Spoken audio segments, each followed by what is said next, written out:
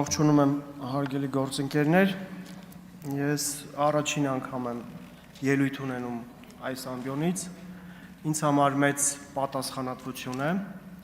և հուսով եմ, որ Ռուբեն Ռուբինյանի, Հայկ Կոնջորյանի կողմից բարձրացրած բարեկրթության, ձեր բոլորի կողմից բարձրացրած բարեկրթության դրույթները կպահպանվեն։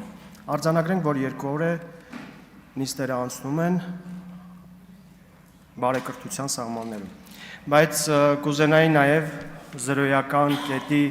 մասով հստակեցում մտցնեք, ինչպես նաև չափանիշներ սահմանեք ու սահմանեք, թե ոնց եք հասկանում բարեկրթությունը։ Անդրադառնամ մի քանի բաների, որոնք որ ես առանձնացրել եմ։ 2 օր է նայում եմ նիստերը, այստեղ լսում եմ, հետո նայում եմ, վերլուծում եմ հասկանալու համար,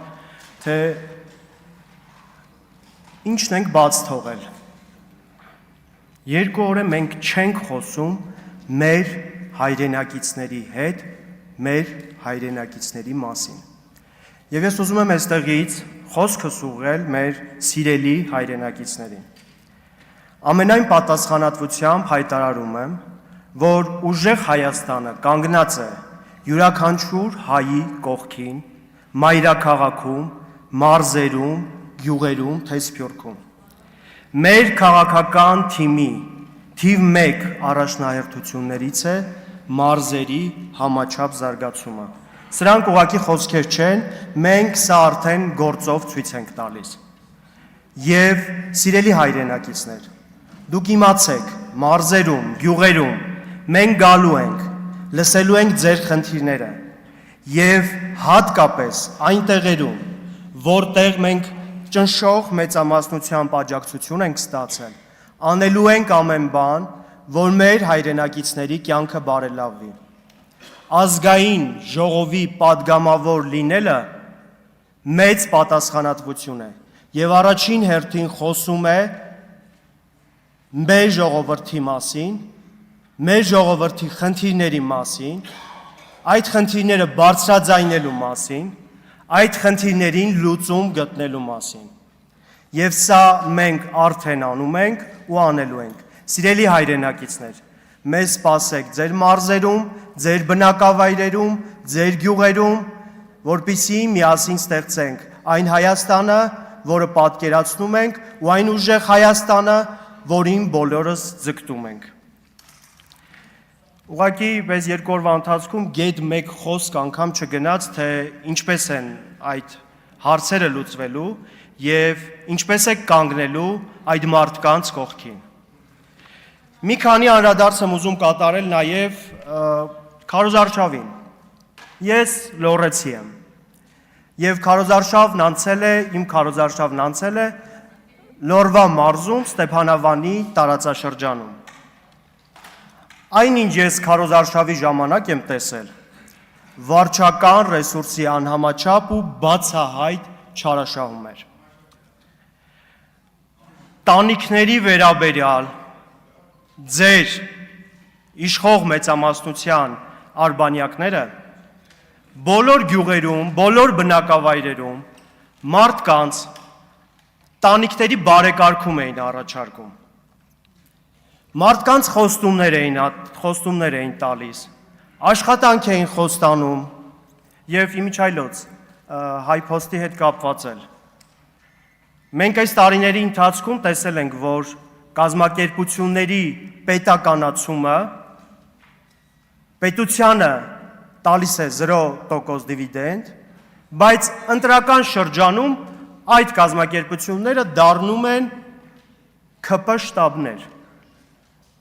աշխատանքի տեղավորման եւ այլ հարցերի լուծման համար։ Մի քանի հարցեր ունեմ։ Քանի մարդու եք ահաբեկել, քանի ապօրինի խուզարկություն եք իրականացրել, քանի մարդու եք աշխատանքից ազատել կամ սպառնացել, ազատել միայն նրա համար, որ ունեցել են ձեզնից տարբերվող քաղաքական հայացքներ։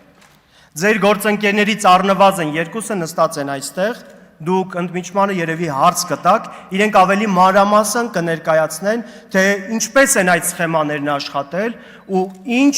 պլանավորված չակերտավոր գլուխգործոցներ են իրականացրել։ Եվ վերջապես ֆիքսենք հունիսի 7-ի ժամը 2-ի դրվագը։ Ես շատ չեմ անդրադառնալու, բայց այդ դրվագը, ձեր ասուլիսի դրվագը Հայաստանի քաղաքական պատմության մեջ մնալու է հավերժ։ Հաջորդիվ ես որպես Հայաստանի ազգային ժողովի պատգամավոր անելու եմ ամեն բան, որ մեր մարզերում մեր հայրենակիցները երբևիցե իրենց մենակ չզգան։ Եվ ազգային ժողովի ամբիոնը ամենայն պատասխանատվությամբ ծառայի հենց մեր հայրենակիցներին, ժողովրդին լսելու համար։ Եվ առաջին հերթին իշխող մեծամասնության կողմից օրենքի հարգման և քաղաքացու արժանապատվության հարգման համար։ Ինչքան էլ որ պատասխանատու լինի այս աշխատանքը, մեր ռազմավարությունը լինելու է ժողովրդի համար ու ժողովրդի կյանքը բարեկարգելու համար։ Դուք ճիշտ է, այս դահլիճում ձայների մեծամասնությամբ կարող եք որոշումներ ընդունել, կարող եք նաև ընտրել թեկնածուներ, ազգային ժողովի նախագահ եւ այլն եւ այլն։ Բայց